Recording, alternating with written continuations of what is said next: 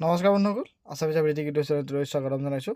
আজি যিটো fourth কাউন্সেলিঙৰ choice feeling, সেই চইচ ফিলিং প্ৰক্ৰিয়া আৰম্ভ হ'ব আৰু কোনে কোনে কৰিব পাৰিব সেই বিষয়ে মই ক'ম। আৰু এতিয়া এই মুহূৰ্তত যদি আপোনালোকে ITI অফিচিয়েল ৱেবছাইটটো খুলি চাই তেতিয়াহ'লে তাত নতুন আপডেট এটা দেখিব। তাত লিখা আছে যে যিসকলে আপগ্ৰেডেড ছিটটো পাইছে তেওঁলোকে সেই আপগ্ৰেডেড ছিটটোত গৈ পেলাই এডমিশ্যনটো ল'বগৈ লাগে। এই মুহূৰ্তত আহি আছে, মই ভিডিঅ'টো আপলোড কৰাৰ আগে এই বস্তুটো আহিছে, আপোনালোকে চাবগৈ পাৰে। অৰ্থাৎ যিসকলে আপগ্ৰেডেড পাইছে, এডমিশ্যন লোৱা নাই, তেওঁলোকে গৈ সোনকালে এডমিশ্যনটো লওকগৈ। এতিয়া কথাটো হৈছে কোনে কোনে চইচ ফিলিং কৰিব পাৰিব।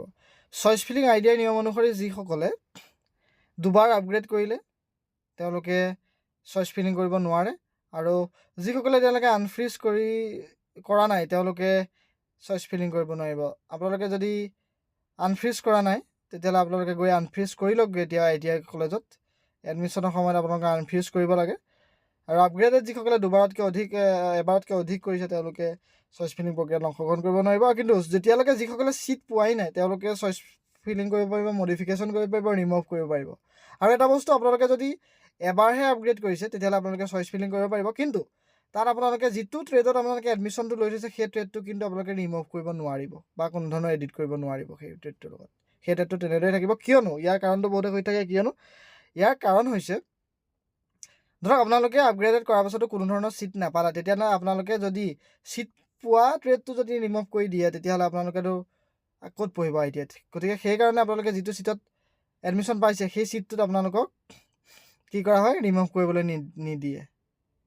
এতিয়া সকলো যিটো ৰিভাইজ টাইমলাইনৰ মতে হৈ আছে, আজি চইচ ফিলিং হ'ব। 13 ছেপ্টেম্বৰত থাৰ্ড কাউন্সেলিঙৰ ৰিজাল্ট আহিছিলে, 16 পৰা 18 ছেপ্টেম্বৰত, অৰ্থাৎ কালিলৈকে এডমিশ্যনৰ ডেট আছিলে। যিসকলে এডমিশ্যন ল'লে, যিসকলে লোৱা নাই তেওঁলোক অলৰেডি আউট হৈ গৈছে এডমিশ্যন প্ৰক্ৰিয়াৰ পৰা। এতিয়া 19 আৰু 20 তাৰিখে ফিলিং, ৰিভাইচিং আৰু মডিফিকেশ্যন হ'ব চইচৰ। আৰু এতিয়া যদি পোষ্ট মেট্ৰিক ট্ৰেডখিনি যদি এডমিশ্যন নোলোৱাকৈ খালী হৈ থাকি গৈছে, সেইখিনি এতিয়া মাৰ্জ হৈ যাব। অৰ্থাৎ এতিয়া আগতকৈ পোষ্ট বাঢ়িব। যিখিনি পোষ্ট মেট্ৰিক পোষ্ট আছে সেইখিনিৰ কাৰণে আপোনালোকে চইচ ফিলিং কৰিব পাৰিব। কিছুমান পোষ্ট আছিলে ৱেল্ডাৰ, টাৰ্ণাৰ, এনেকুৱা ধৰণৰ কিছুমান পোষ্ট আছিলে যিখিনি পোষ্ট মেট্ৰিক আছিলে। যিসকলে মেট্ৰিক পাছ কৰিছিলে তেওঁলোকে এপ্লাই কৰিব পৰা নাছিলে, কিন্তু এতিয়া সেই পোষ্টখিনি মাৰ্জ হৈ যাব আপোনালোকৰ। গতিকে এইখিনি মেট্ৰিক পাছ কেণ্ডিডেটখিনিও পোষ্ট মেট্ৰিক যিখিনি পোষ্ট আছে সেইখিনি এপ্লাই কৰিব পাৰিব। তাৰপাছতে আপোনালোকৰ ফ'ৰ্থ কাউন্সেলিং 23 ছেপ্টেম্বৰত অনুষ্ঠিত হ'ব, ৰিজাল্ট দিব। তাৰপিছত আপোনাৰ 24 আৰু 25ত আপোনালোকে এডমিশ্যন ল'ব পাৰিব। যিসকলে এডমিশ্যন লৈছে, আনফ্ৰিজ কৰিছে, বা যিসকলে এডমিশ্যন নাপালে তেওঁলোকে পুনৰ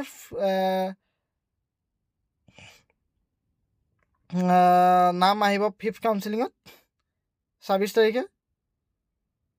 তাৰপাছত আপোনাৰ 27 আৰু 30 তাৰিখৰ ভিতৰত আপোনালোকে এডমিশ্যন ল'ব লাগিব। তাৰপাছত আহিব স্পট এডমিশ্যন। এতিয়ালৈকে স্পট এডমিশ্যনৰ দিন দিয়া নাই। যোৱা বছৰ স্পট এডমিশ্যন হৈছিলে, তাৰ আগৰ বছৰো হৈছে। গতিকে এই বছৰ স্পট এডমিশ্যন হ'ব। স্পট এডমিশ্যন কেতিয়া হ'ব? আপোনালোকে এই 5টা কাউন্সেলিং হোৱাৰ পাছত এখন লিষ্ট আহিব যে ক'ত কিমান ছিট খালী আছে। সেই ছিটকেইটাত খালী হোৱা যিখন লিষ্ট আহিব, সেই লিষ্টখনৰ পাছতেই আপোনালোকৰ যিটো স্পট এডমিশ্যন, সেই স্পট এডমিশ্যনৰ নটিফিকেশ্যনটো আপোনালোকক পাব্লিছ কৰা হ'ব। ইয়াৰ লগে লগে মই এটা ভিডিঅ' দি দিম।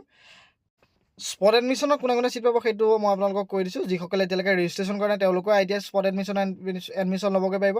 যিসকলে এডমিশ্যন নোলোৱাৰ ফলত তেওঁলোকৰ ছিটটো কেঞ্চেল হৈ গৈছিলে তেওঁলোকে স্পট এডমিশ্যনত অংশগ্ৰহণ কৰিব পাৰিব। আৰু যিসকলে এডমিশ্যন লোৱাৰ পাছতো ছিটটো কৈ কেঞ্চেল কৰিছিলে, তেওঁলোকে নপঢ়োঁ বুলি, তেওঁলোকেও স্পট এডমিশ্যন ল'বগৈ পাৰিব।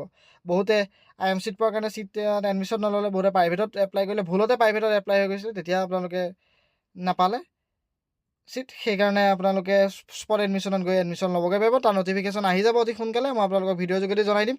আৰু চইচ ফিলিং কৰোঁতে আপোনালোকে এতিয়া যিসকলৰ ৰেংকটো বেছি আছে, 10,000তকৈ ওপৰত বা 15,000তকৈ ওপৰত আছে, তেওঁলোকে এতিয়া যদি তেওঁলোকৰ যোগ্যতা আছে প্ৰাইভেটত পঢ়া, তেতিয়ালৈকে প্ৰাইভেট এতিয়া চুজ কৰি দিব। আৰু IMC আপোনালোকে এতিয়া চুজ কৰিব। এতিয়া আপোনালোকে IMC আৰু প্ৰাইভেটত আপোনালোকে চুজ কৰিব পাৰে, ফিল্ড কৰিব পাৰে।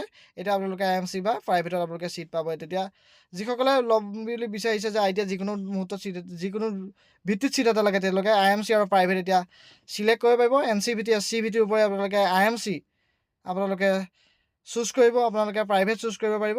এতিয়া আপোনালোকে ITI ছিট পাবলৈ সম্ভাৱনাটো অধিক থাকিব এতিয়া যিসকলে প্ৰাইভেট আৰু IMC চুজ কৰে। গতিকে আশা কৰিছোঁ ইনফৰমেশ্যনটো চাই ভাল পালে। যদি ভিডিঅ'টো ভাল পালে লাইক কৰি দিব, শ্বেয়াৰ কৰি দিব, আৰু যদি তেওঁলোকে চেনেলটো ছাবস্ক্ৰাইব কৰে ছাবস্ক্ৰাইব কৰি দিবলৈ আহ্বান জনাইছোঁ। আৰু চইচ ফিলিঙৰ যিটো ভিডিঅ' সেই ডেছক্ৰিপশ্যনত দিয়া আছে, ভিডিঅ' সকলো একেই হ'ব। গতিকে আপোনালোকে সেই ভিডিঅ'সমূহ চাই ল'ব পাৰিব। ধন্যবাদ।